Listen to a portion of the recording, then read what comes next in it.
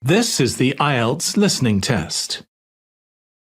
You will hear a number of different recordings, and you will have to answer questions on what you hear.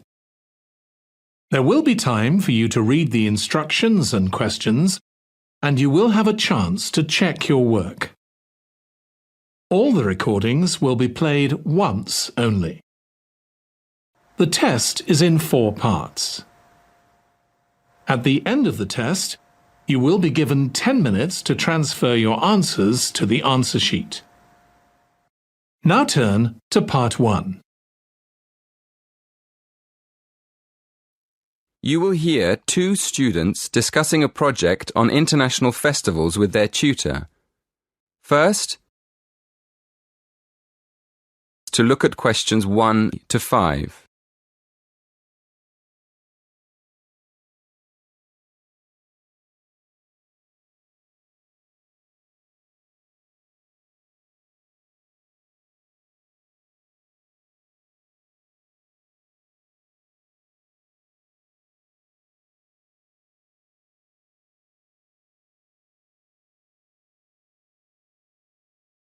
Listen carefully. Good morning. Shall we start by looking at the topic of your project? So, what have you decided to research?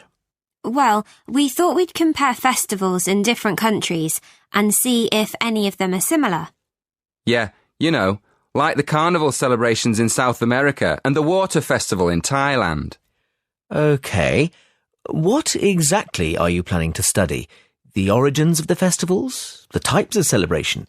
People's attitudes towards the festivals? We were planning to look at the origins of the festivals and the time of year they're celebrated. We're thinking of looking at the connection between the seasons in different countries and the actual festivals, and then looking for similarities between countries that are quite far apart. Well, that sounds interesting. Did you say you've already started researching into the carnival? Yes. We've already found a connection between the carnival and the seasons. For instance, some researchers say that a very long time ago in Europe, people used to put on colourful masks and costumes at the beginning of the year to celebrate the end of winter, and then they could get ready for spring. Right. And then what happened? Well, as the years went by, the purpose of the carnival changed, and it became a religious festival. These days, there are big carnival celebrations in countries all across the world, like Brazil and India and Indonesia. But an interesting thing we discovered is that in some countries, people celebrate the carnival by throwing water at each other in the street. Well, we thought that obviously this is because carnival's celebrated at the hottest time of the year, just before the rainy season. So splashing people with water is a very good way of cooling them down. Before you hear the rest of the conversation, in the exam you will have 20 seconds to look at questions 6 to 10.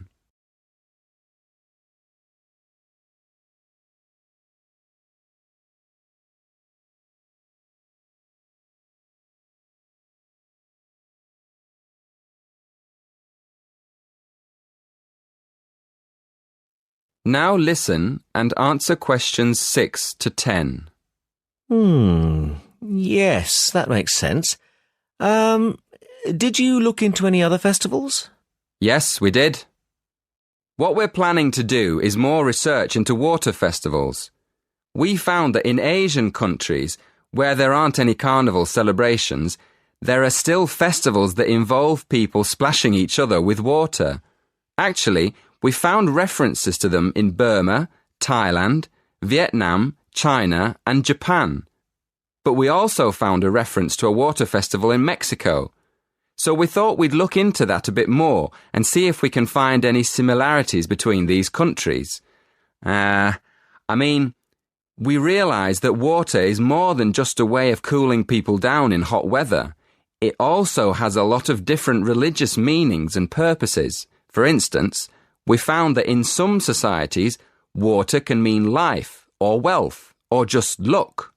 Yes, and another thing we found out is that these water festivals often celebrate the beginning of the new year, just like the original celebrations hundreds of years ago before the carnival.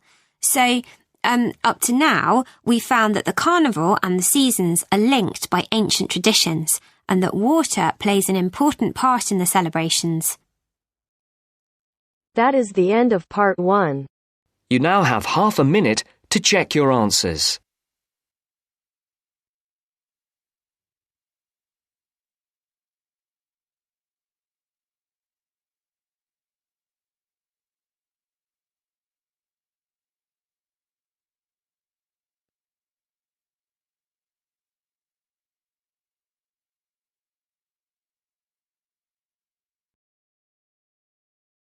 Now turns to part 2. Part 2. You will hear two students talking about university clubs and societies. First, you have some time to look at questions 11 to 17.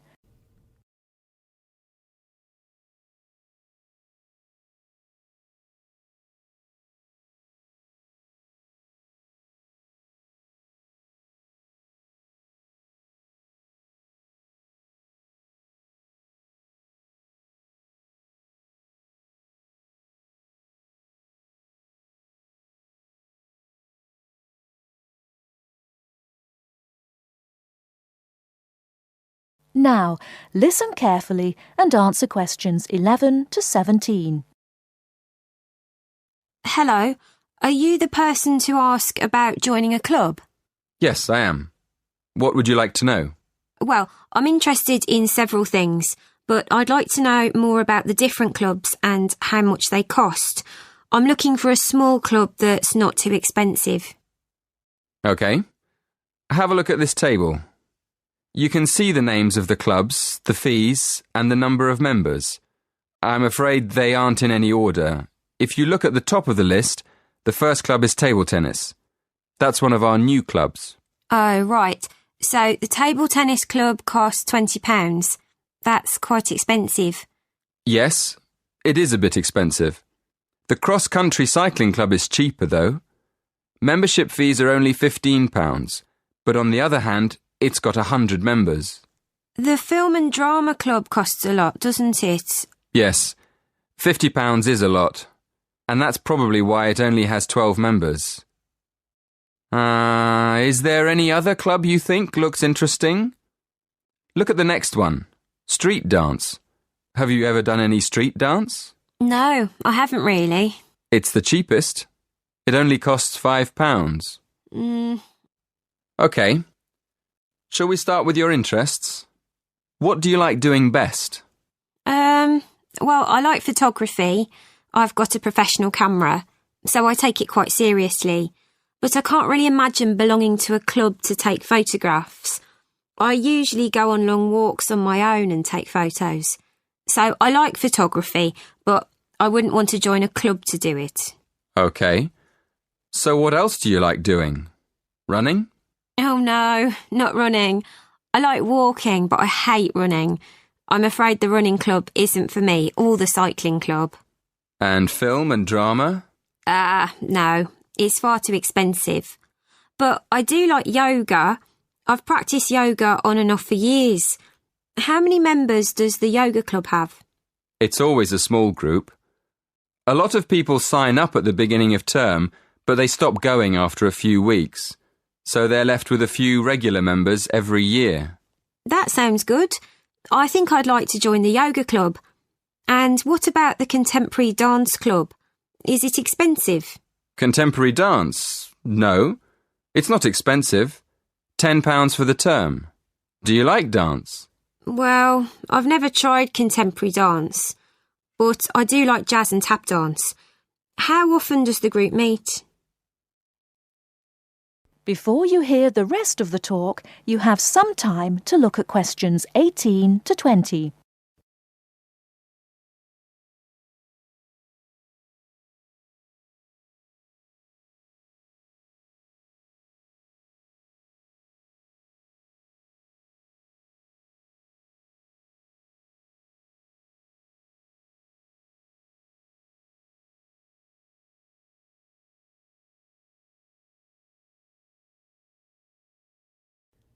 Now listen and answer questions 18 to 20. So, can I have your full name, please? Victoria Mandeville. Mandavil? No. Mandeville. Double L-E. Thank you. And how old are you? 19. And your address? 57, Berry Gardens, Atherton Park, Manchester, M46. How do you spell Berry? B-E-R-R-Y? No, it's B-U-R-Y. Right. B-U-R-Y. And do you have a contact number? Yes, my mobile is 07942 573 279. 07942 573 279. Yes, that's right. Is that all? One more thing. Do you have an email address? That is the end of part 2. You now have half a minute to check your answers.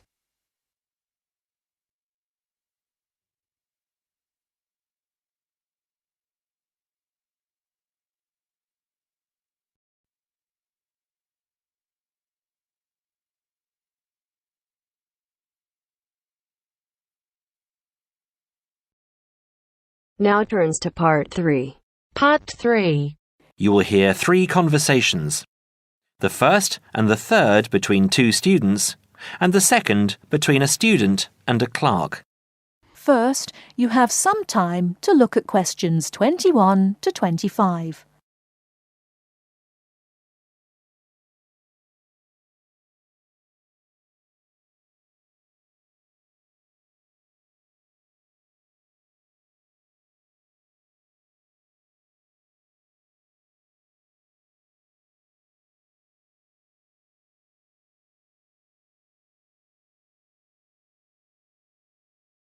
Now, listen carefully and answer questions 21 to 25. I'm looking for the main hall. So am I. Are you going there to register for next year? Yes, I was told to go to administrations and fill in an application form. That's what I'm about to do. I went to information and they told me it was at the end of this corridor. Then we have to turn left and immediately right. That should lead us to the exit, where opposite we should find the entrance to ground level main hall. It's a big old red building. From there we need to go to the first level and then follow the signs. Apparently it's the second office opposite the foyer. It would be pretty hard to miss. That sounds easy. It shouldn't be too hard to find. Well, since we're both heading in that direction, let's go together. Hopefully it won't take too long. I haven't had anything to eat and I'm starving. Me too. Well, how about I go to the canteen and get us something while you make your way to the main hall? I'm sure there's going to be quite a wait. There always is. I can meet you there. Sounds like a good plan. What do you want me to get you? How about a chicken and salad roll and a drink? Okay. What if they don't have a chicken and salad roll? Anything similar, like ham and salad, or just plain salad and cheese. Oh, and don't forget the drink. I feel so dehydrated. No problem.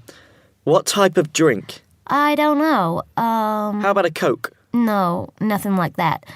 Something healthier. An orange juice? They're usually full of sugar unless you get it freshly squeezed. Water? Yes, that's perfect. Here, take £2. That should cover it. If it's more, I'll give it to you when you get back. I only have a 20, and you know that they get cranky if you give them large notes. Okay. See you in 5 minutes. Before you hear the rest of the talk, you have some time to look at questions 26 to 30.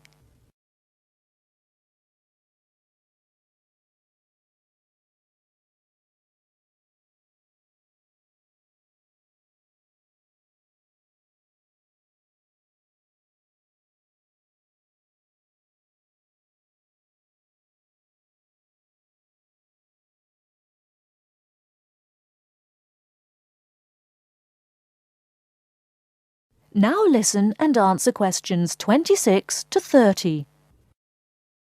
First year economics. I'll just have to fill out this form for our records. What's your name? Phoebe Payne. Can you spell that for me? Sure. P-H-O-E-B-E-P-A-Y-N-E.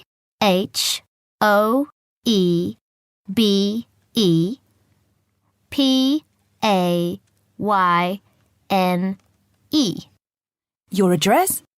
6 Wainwright Avenue. That's W-A-I-N-R-I-G-H-T,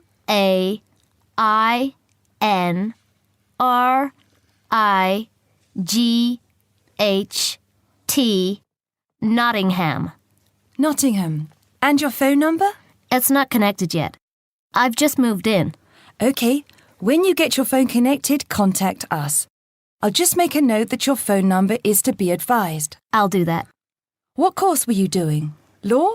No. Economics. First year. First year economics. Yes, that's right. OK. Take this card across to the economics department and get it stamped. And then you need to come back here to pay your fees. I've made an arrangement to pay in installments. Do you have any documentation verifying that? Yes, I have a statement from administration. OK, when you return, we'll have a look at it. Thank you very much. Here you are. It was quicker than I thought, but I have to get this card stamped and return here to organize my fees. That's good. It means that I won't have to wait long either. How did you get on? What with? Oh, the food.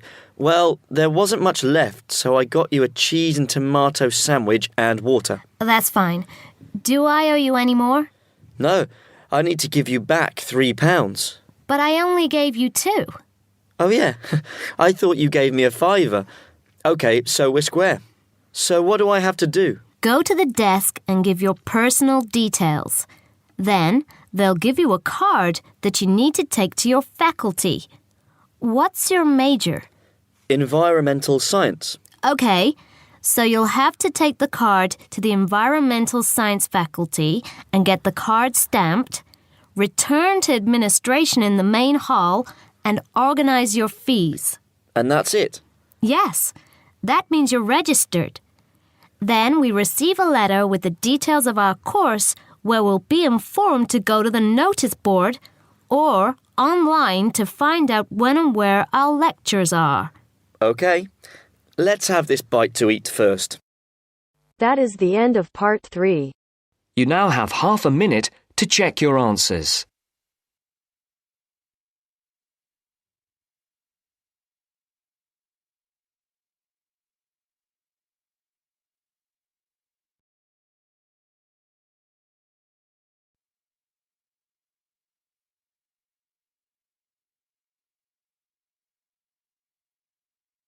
Now turns to part 4.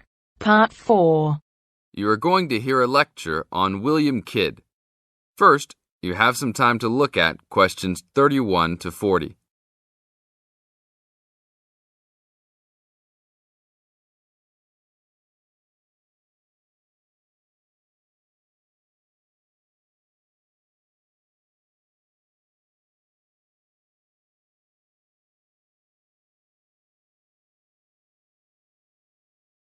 Now listen to the tape and answer the questions.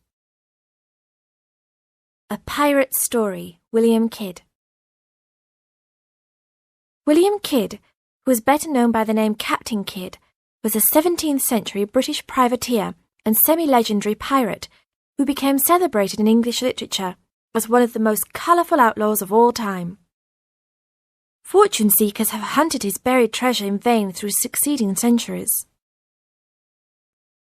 Kidd's early career is obscure. It is believed he went to sea as a youth. After 1689, he was sailing as a legitimate privateer for Great Britain against the French in the West Indies and off the coast of North America. In 1690, he was an established sea captain and shipowner in New York City, where he owned property. At various times, he was dispatched by both New York and Massachusetts to rid the coast of enemy privateers.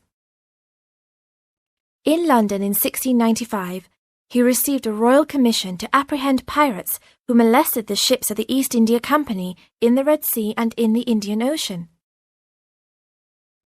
Kidd sailed from Deptford on his ship, the Adventure Galley, on February 27, 1696, called at Plymouth, and arrived at New York City on July 4th to take on more men.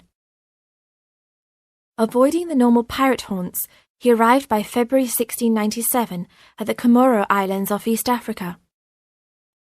It was apparently some time after his arrival there that Kidd, still without having taken a prize ship, decided to turn to piracy. In August 1697, he made an unsuccessful attack on ships sailing with mocha coffee from Yemen, but later took several small ships. His refusal 2 months later to attack a Dutch ship nearly brought his crew to mutiny, and in an angry exchange, Kidd mortally wounded his gunner, William Moore.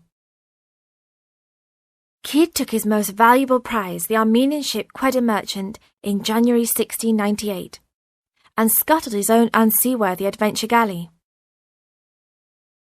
When he reached Anguilla in the West Indies, April 1699, he learnt that he had been denounced as a pirate. He left the Quedda Merchant at the island of Hispaniola, where the ship was possibly scuttled.